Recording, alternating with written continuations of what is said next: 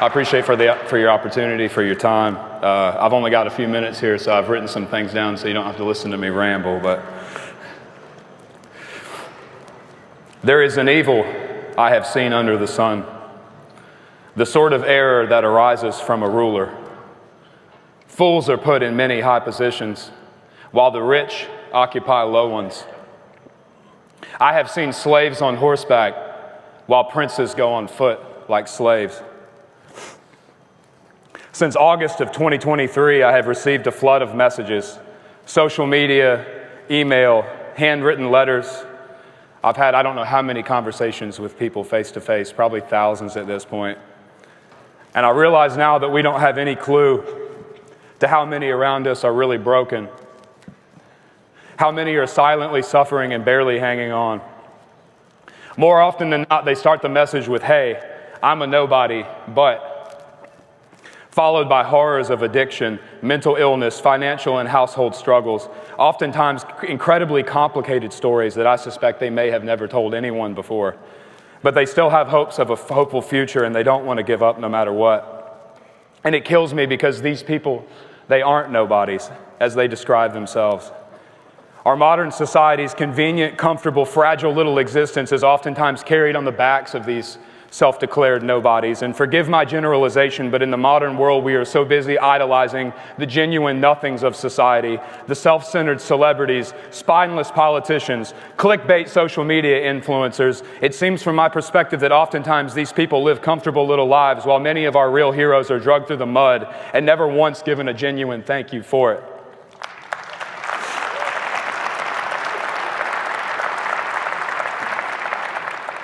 But it's not just them that are hurting. We all are. I mean, that's why you're here at this conference, right? That's why people have traveled from all over the world to gather here. You all realize that it's time to do something. So to set the record straight, I'm not here as an intellectual or a psychologist or a politician or even a respected member of society, all things considered. I'm a high school dropout who lives in a log cabin in the woods in Virginia. I myself am just a 32-year-old nobody.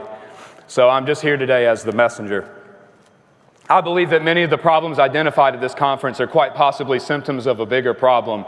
We currently exist in an age of rapid digital immersion. The current average American teenager will have spent something like 30,000 hours by the time they are 30 on social media. The average American spends 6 to 9 hours a day staring at devices. And whether it's a city sidewalk, a family dinner table, the receptionist at an office, even people driving their damn cars down the roadway, I constantly see the struggle between maintaining conscious attention in the real world and the overwhelming pull we feel towards the digital one. And in my unprofessional opinion, neuroplasticity has made us increasingly digitally proficient, but at a cost of being digitally dependent. And if being hired on as a London cab driver can change your brain on an MRI scan, and if life experiences like PSD can alter the DNA in sperm, what irreversible alterations will 30,000 hours of staring into algorithmically fed state of hypnosis do to the human mind or to their offspring?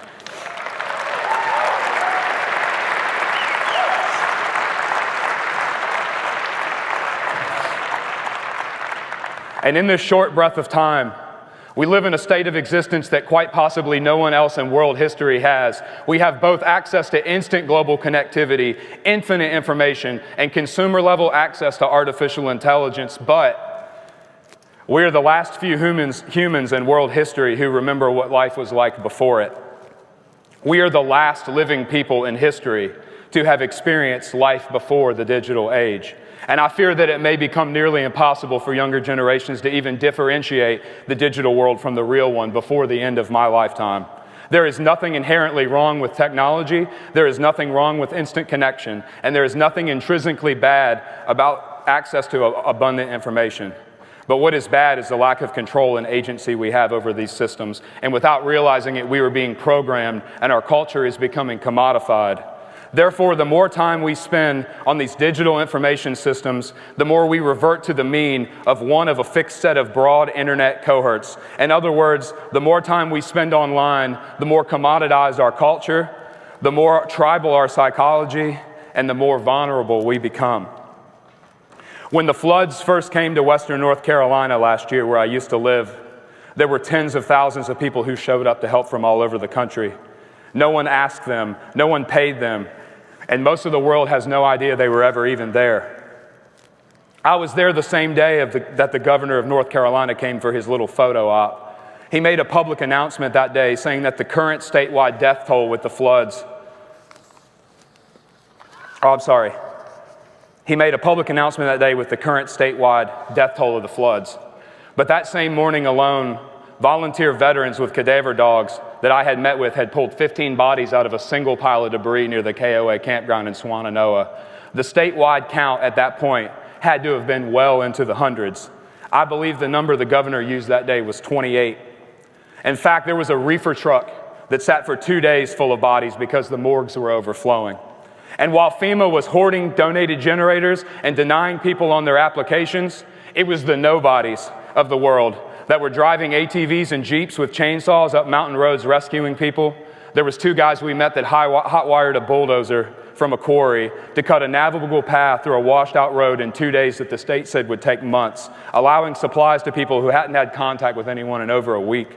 Volunteers were working 16 hours a day, taking supplies on everything from horses to helicopters. It was humanity there in front of my very eyes. And it was in that 7 days in North Carolina that changed everything for me. It was people saving people. Even with lack of leadership, failed protocols, and overwhelming inefficiency from the state, the nobodies took up the slack. And so I'm just here to remind you that we don't need our false idols. We should no longer rely on politicians who bow down to money to manage our city or our states. We need to find the real leaders everywhere and empower them. Western North Carolina was proof to me that there is an army of good people left in this world who want to do good things. We just have to give them places to gather and give them the ability to act.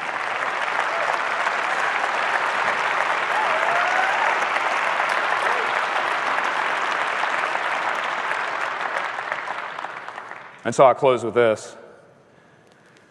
Do not fret because of those who are evil, or be envious of those who do wrong, for like the grass they will soon wither, like green plants they will soon die away. Trust in the Lord and do good. Dwell in the land and enjoy safe pasture. Take delight in the Lord, and He will give you the desires of your heart. And so I'll see you on April the 5th in Spruce Pine, North Carolina for the first official gathering. It is now my life's mission to revive rural America one town at a time. It's called the Rural Revival Project. So thank you for listening.